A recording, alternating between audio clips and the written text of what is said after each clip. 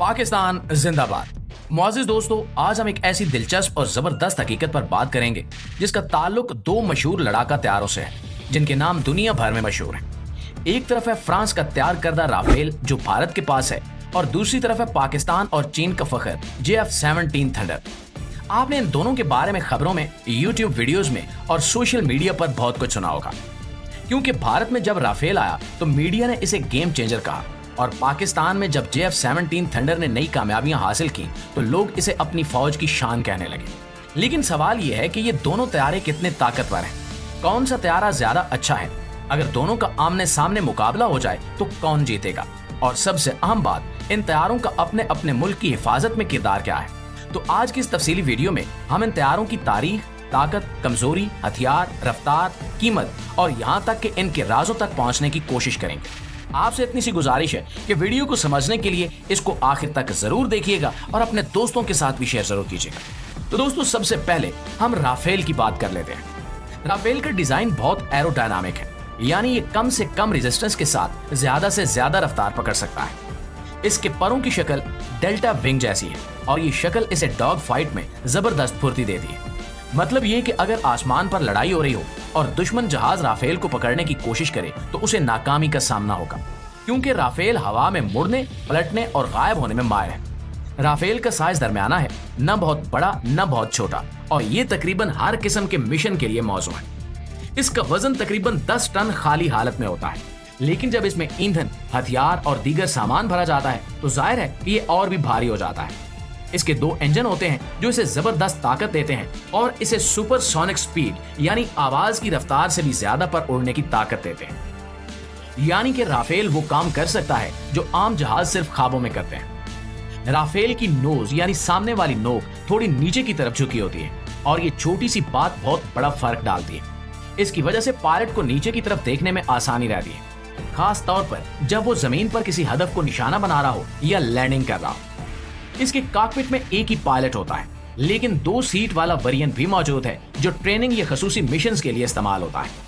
Rafale के cockpit में जदीद तरीन सिस्टम्स लगे हैं, जैसे hands on throttle and stick, जिससे पायलट को बार बार कंट्रोल्स की तरफ देखने की जरूरत नहीं पड़ती। इसमें हेड्स अप डिस्प्ले यानी HUD भी लगा होता है, जो पायलट को जरूरी मालूमात उसकी आंखों के सामने दिखाता है ताकि उसे नीचे देखने की जरूरत ही न पड़े। राफेल की बॉडी में स्टेल्थ खसूसियात भी शामिल की गई हैं, यानी ये दुश्मन के रेडार पर कम नजर आता है।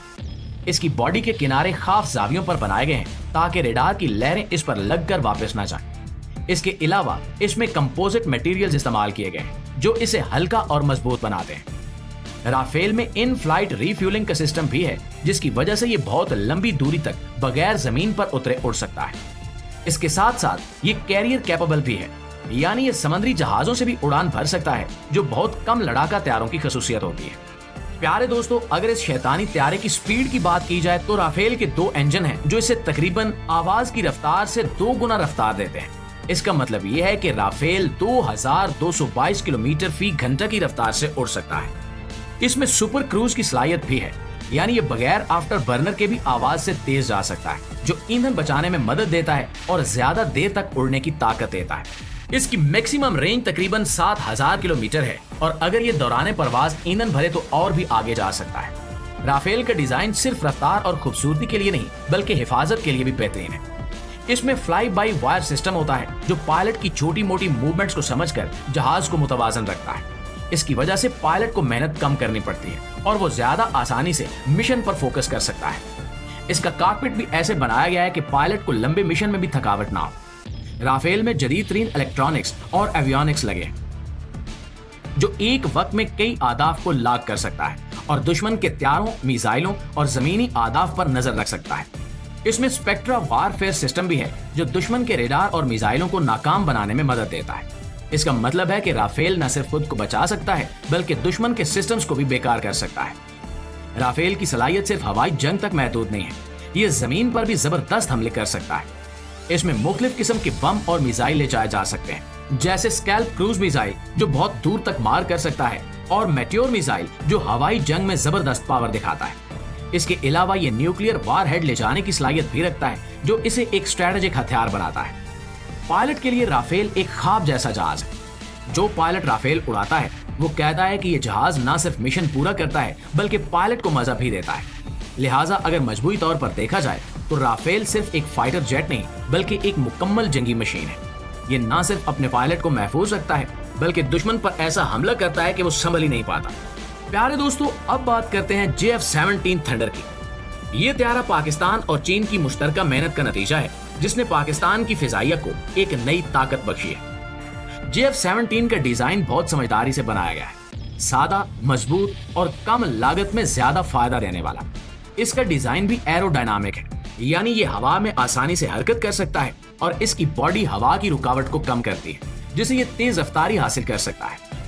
इसके परों की शक्ल मुसल्लस नुमा है जो इसे डॉग फाइट में फुर्तीला और तेज बनाती है। हालांकि ये राफेल जितना जदीद नहीं है, लेकिन इसकी खूबसूरती इसकी सादगी और अफादियत में छुपी है।